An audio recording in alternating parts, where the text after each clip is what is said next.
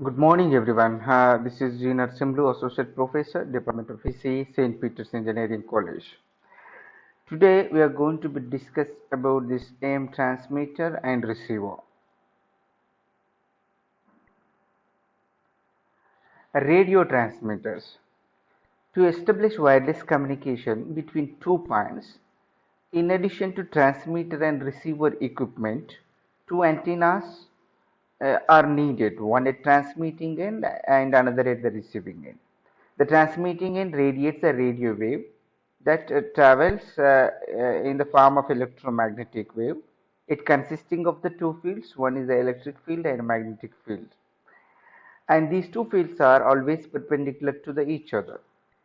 The EM wave, which is going to be traveling in the free space with the speed of light, that is equal to the 3 into 10 to the power of 8 meters per second. When the wave is intercepts with the receiving antenna, which is basically conductor, a voltage induced in the receiving antenna. This voltage is applied to the receiver equipment for the further processing. The strength of the signal received by an antenna is quite weak because it travels for longer distance. When the signal transmitted, it utilizes certain bandwidth, and bandwidth is nothing but it is a portion of frequency range occupied by a signal. Bandwidth is different for different signals. Now we know that when we have different range of frequencies which are used for the different applications. Like in this table, we included many ranges of frequencies. Here we have this one corresponding to the serial number 1, 10 kilohertz to the 30 kilohertz. Whatever the frequency which was mentioned in this table, which is corresponding to the carrier, because radio transmitter without modulation is not possible to transmit the signal. So we are talking about the frequency recording carrier frequency, not modulating frequency. Modulating frequency or message signal frequency, information signal frequency is always smaller. Here carrier frequency is always greater than the message signal frequency, because we are treating the signal transmitting of the carrier signal. So we are going to be discuss about the frequency of carrier, not message signal. So you have to understand this one in this table. 10 kilohertz to 30 kilohertz. Okay, it is comes under the VLF, very low frequency range frequencies, but it can be give the service like that when long distance point to point communications, especially ship to shore. It means seashore, something like that. Okay, let me go with this 30 kilohertz to the 300 kilohertz. It is comes under the low frequencies.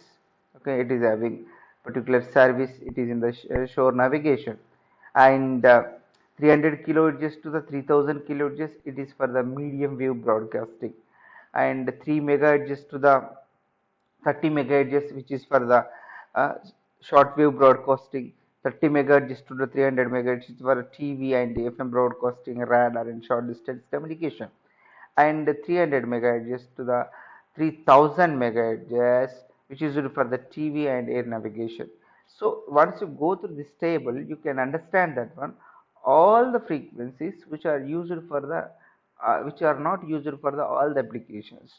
So some applications uses the low frequencies, some applications uses the high frequencies, because of they're having the some advantages and disadvantages when you use that frequency in that particular application.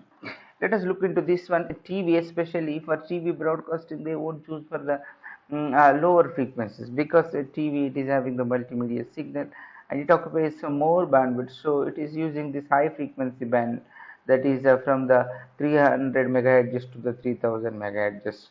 So we have to understand that one. Finally we have to be conclude here frequencies corresponding to the carrier, and the carrier is having the different frequencies according to the application where you are using, okay, for the transmitting your information. Yeah, we have the in modulation mechanism, we have the two types of modulations are there while you are transmitting the signal, that is a low level modulation and high level modulation. Here low level modulation, high level modulation, which are the part of this transmitting mechanism. Okay, here where you are going to be use this low level modulation in the scenario of this transmission mechanism. The low level modulation, it is going to be generate the AM waves which are takes place at the initial stage of the amplification. Okay, the generated AM signal is then amplified using number of amplifier stages. Means here in low level modulation, first the signal is going to be generated, then it is going to be amplified. Okay, and in high level modulation, the signal is first it is amplified, then it is going to be modulate. What signal is amplified, what signal is going to be modulate means the carrier signal. It means that in the low level modulation, the carrier signal is not going to be amplified in the low level modulation. It means first it is going to be go through the process of modulation mechanism, like you know that amplitude modulation. Then amplitude modulated signal is going to be amplified, then it is going to be transmit. In high level modulation is not like that, it is exactly opposite to the low level modulation. In high level modulation, the carrier which is going to be taking to part of this modulation mechanism, which is first amplified, then it is going to be modulate. Okay, let me go with this AM transmitter. In AM transmitter, it consisting of different equipment which are connected in the cascading manner. Here upper layer is, you can we understand it is the carrier chain, and this one is, you can we understand is audio chain or audio section. Here carrier chain mean it is corresponding to the carrier signal, and audio chain mean or audio section it is corresponding to the message signal, which are going to be connected to the modulated classic power amplifier. A classic power amplifier is going to be modulate the signal and then it is going to be amplify itself, then it transmitting through the antenna. And once you look into this one, here we have the carrier oscillator, then buffer amplifier, frequency multiplier, power amplifier, modulated passive power amplifier. Here we have this one, audio driver amplifier, audio power amplifier. Okay, here you should be understand that one. This one is the diagram corresponding to the high level AM transmitter, because you have amplified your carrier signal before modulation. Modulation takes place in the classic power amplifier. Okay, before that carrier was amplified, power amplified. So this is the example for this high level transmitter, high level modulation. In high level transmission, power of the carrier and modulating signals are amplified before applying them to the modulated stage. Let us look into this one, each box which are involved in this transmitter. Carrier oscillator. A carrier oscillator can be used in this stage to generate a low frequency carrier with best frequency stability. The frequency multiplier stage then increase the frequency of the carrier to required value. Then buffer amplifier. The purpose of the buffer amplifier is twofold. It first matches the output impedance of the carrier oscillator with the input impedance of the frequency multiplier. This is required so that the multiplier does not draw large current from the carrier oscillator. Next point, frequency multiplier.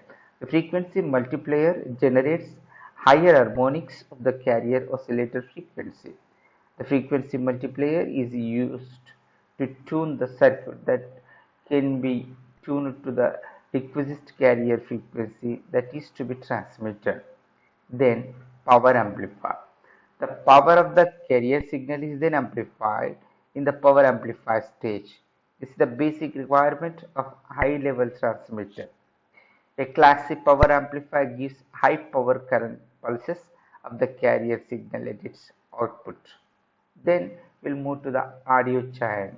The audio signal is to be transmitted is obtained from the microphone as shown in figure. The audio driver amplifier amplifies the voltage of the signal. This amplification is necessary to drive the audio power amplifier.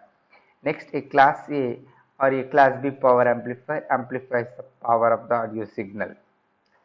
Modulated classic power amplifier. This is the output stage of the transmitter.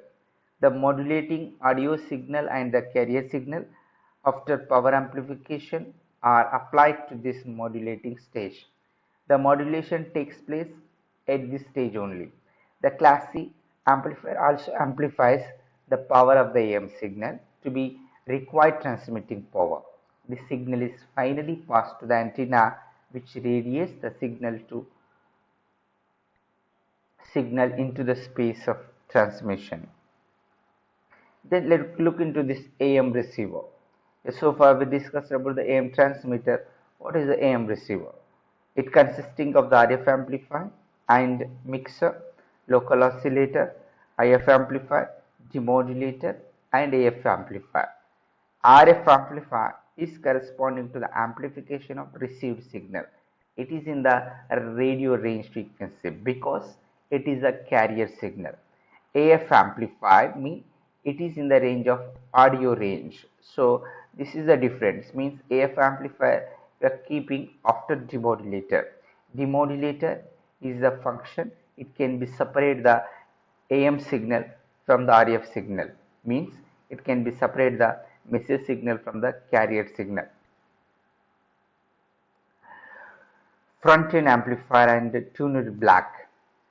Signals enter the front end circuitry from the antenna. The circuit block performs two main functions.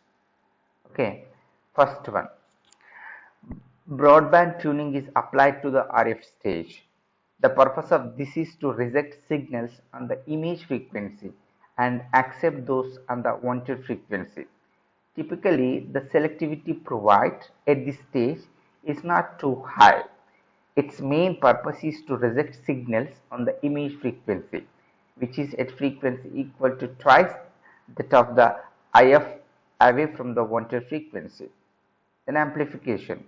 In terms of the amplification, the level is carefully chosen so that it does not overload the mixer when strong signals are present, but enable the signal to be amplified sufficiently to ensure a good signal to noise ratio is achieved. The amplifier must also be a low noise design. Any noise introduced in this block will be amplified later in the receiver. Then we'll move to the mixer, or you can be called it as a frequency translator. The tuned and amplified signal then enters one part of the mixer. The local oscillator signal enters the other part. The performance of the mixer is crucial to many elements of the overall receiver performance. It should be enabled as linear as possible. If not, the spurious signals will be generated, and these may appear as a phantom received signals. Local oscillator.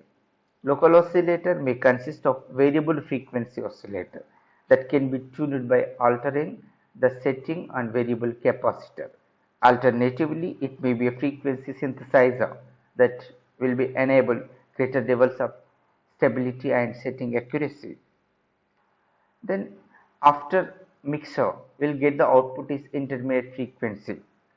Once the signal leaves the mixer, they enter the IF stages. These stages contains most of the amplification in the receiver as well as the filtering that enables signals on one frequency to be separated from those on the next. Filters may consist simply LC tuned transformers providing interstage coupling, or they may be much higher performance ceramic or even crystal filters dependent upon the what is required. Then we have the detector, or you can be call it as a demodulator. When the signals have passed through the IF stages of super heterodyne receiver, they need to be demodulated. Different demodulators are required for different types of transmission. Like you know that one, demodulator may be AM demodulator, FM demodulator, PM demodulator, okay, like that. And as a result, some receiver may have the variety of demodulator that can be switched into accommodate different types of transmissions that are to be encountered. Then finally, we can have the audio amplifier. The output from the demodulator is recovered audio. This passed into the audio stage where they are amplified and presented to the headphones or loudspeaker. Thank you.